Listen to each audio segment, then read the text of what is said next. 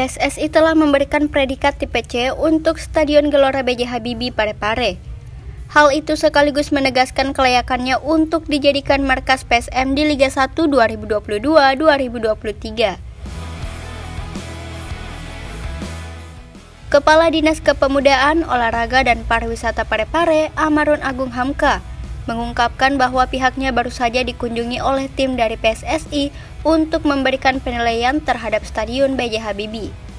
Hasilnya, stadion tersebut sudah memenuhi standarisasi nasional.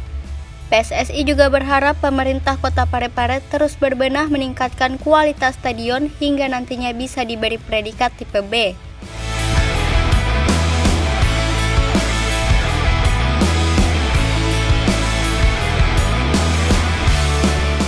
Predikat tersebut berarti stadion sudah bisa digunakan untuk pertandingan tingkat Asia seperti AFC.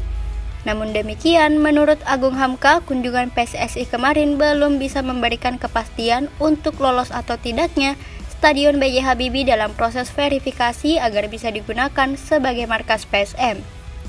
Masih perlu menunggu tim dari PT LIP sebagai penyelenggara liga. Oleh karena itu, pihaknya terus melakukan pembenahan terhadap stadion dan secara intens melaporkannya kepada PT LIP.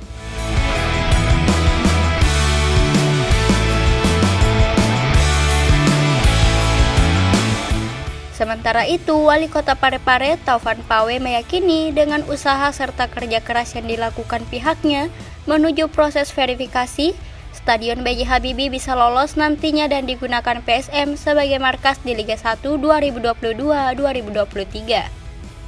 Ia menegaskan pemerintah Kota Parepare siap bekerja sama dan bersinergi dengan PSM untuk terus melakukan pembenahan stadion agar mendukung tim kebanggaan masyarakat Sulsel berjaya di setiap kompetisi. Direktur PT LIP Ahmad Hadian Lukita mengatakan saat ini timnya masih dalam proses melakukan pemantauan terhadap pembenahan Stadion B.J. Habibie. Jadwal verifikasi diputuskan setelah manajemen PSM memberi kepastian kesiapannya.